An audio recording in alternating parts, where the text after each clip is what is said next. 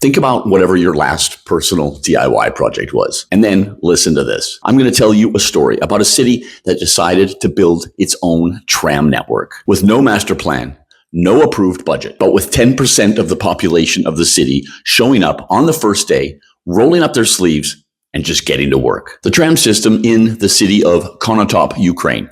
It has a unique and inspiring history that highlights the community's determination and resourcefulness. Konotop is a small city of about 90,000 people in the Sumy region of Ukraine. It has a history dating back centuries, but it became an industrial city in the Soviet age. I've been there twice with my nonprofit bikesforukraine.org, delivering donated bikes from Western Europe, giving them to social workers who use them to deliver essential goods to the most vulnerable citizens. It's really a cool little town. But when I heard the story of their tram network, I got so excited. The dream of a tram network started back in 1913, when the mayor at that time proposed a line from the train station to the city center. But they could never get the funding. They tried and they tried, but they kept hearing the same excuses.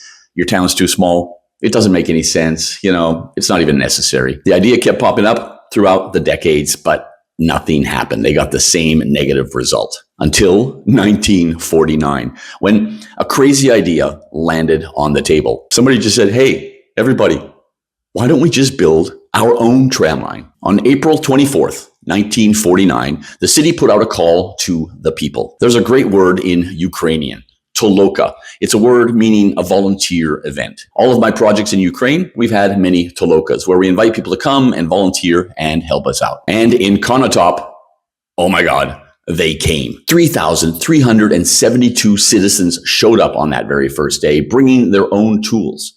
That was about 10% of the population at the time. They rolled up their sleeves and they got to work, working for 6 hours on that first day, clearing the route to lay the tracks. 5 brass bands played along the route while people worked. Like I said, there was no master plan. They did it without any funding, without any approved design estimates or engineering consultation. They freestyled. The translation I found for this in many of the Ukrainian documents I've seen is people's construction method. But they ended up deciding on 2.5 kilometers of tracks. The city was home to many metalworking factories back then. So the kind of people living and working there really were the kind of people who were confident enough to say, yo, everybody, let's build a tram line. Apparently, the motto in the city to this day today is, we'll build a tram line by December 20th, 1949. That phrase like that, as a way of saying, you know what? Nothing is impossible. The Soviets had refused to send funding to this project, for many, many years, but then things changed in October 1949. They realized, oh man, those Ukrainians, they're just doing it anyway, and they're really quite advanced on their project. So they finally sent some funds. The project captured the imagination of many different people. Experts started showing up from Kyiv in order to help. The city received rails, sleepers, tram cars, and transformers from the railway company, but also from 7 other cities. The whole vibe that summer was like, you guys are just doing this anyway on your own? Damn, we're going to give you some equipment. I got to tell you, it wasn't easy finding historical photos and documents about this project. But here's a letter about how the soldiers and officers of the local military garrison, they volunteered their time 3 times, building 672 meters of embankment and upper track structure and all sorts of things like that. On November 3rd, 1949, the whole route was finished. But they're all standing there.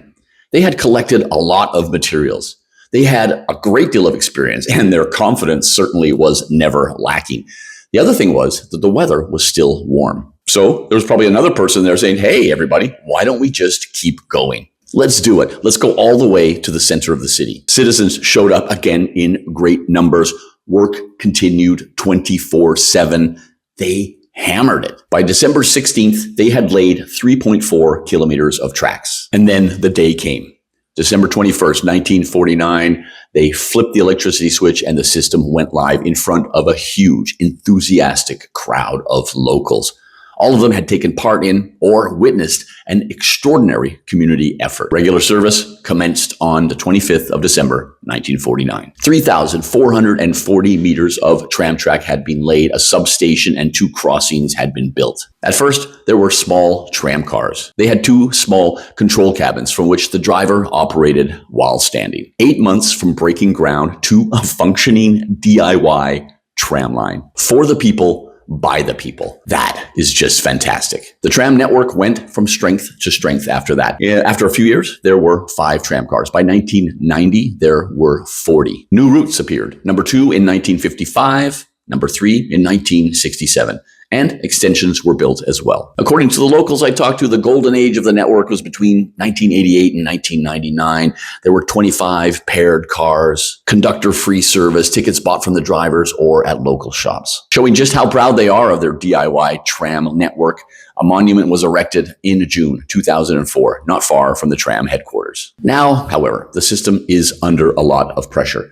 It actually came to a complete halt back in 2018. But with the help of 9 used Tatra tram cars from Riga, they were able to resume service. The Russian invasion has impacted this as well. The city was liberated by Ukrainian troops back in April 2022, but constant Russian attacks on the energy infrastructure and, of course, as always, civilian infrastructure have halted it a few times. In 2023, the city of Warsaw donated 23 Konstel 105NA tram cars to Konotop, ensuring the continuation of service in the city. The first batch of trams arrived in February 23, and adjustments were made to adapt them to the kind of track gauge that they use in Ukraine. CKD Tatra trams were donated by the city of Ostrava in Czechia as well. All of this to ensure that this system keeps running. To be completely honest, investment is so much needed if this fantastic story is going to continue. But yeah, 75 years later, the trams still run.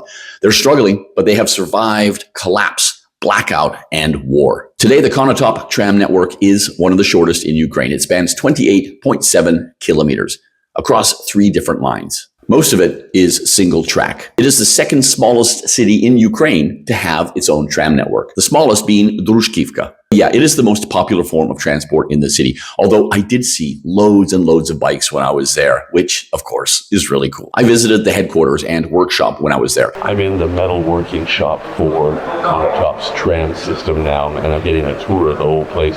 You got this old school machinery here, and some of the machines are for repairing wheels, some of them are for sharpening nuts and bolts. Just so fantastic, old school and super aesthetic, and just the smell of the metalworking shop is amazing in here. And I was told they have literally the best metal worker in Ukraine, and he's getting older now, and they can't find anybody to replace him because he's that good, man. I had so much cool footage, but then I had an SD card die on me. So there's only a few clips left. I was shown around, and they are so proud of their workshop. They can fix anything. They can build any parts they need, also from scratch. They are incredibly self-sufficient. The tram depot also takes care of trimming the branches in the city. They take all the branches and the wood that they cut, and they put it here. They have a wood chipper right there, and the wood chipper heats the one warm room in the tram depot behind me, where they can paint buses and trams during the winter because it's warm enough to do so. So complete recycling system. It's amazing. The challenge they face is that the younger generation is not that keen on metalworking, so skilled labor is going to be a problem as they move forward. The tram system in Konotop is an inspiration for the world even today. And despite financial and operational challenges, it remains a powerful symbol of the city's resilience. Stubborn locals built a tram with their own hands in 1949. Their grandchildren keep it running to this day today. It is much more than just public transport. It is a very Ukrainian story, and it's Konotop's declaration that nothing is impossible.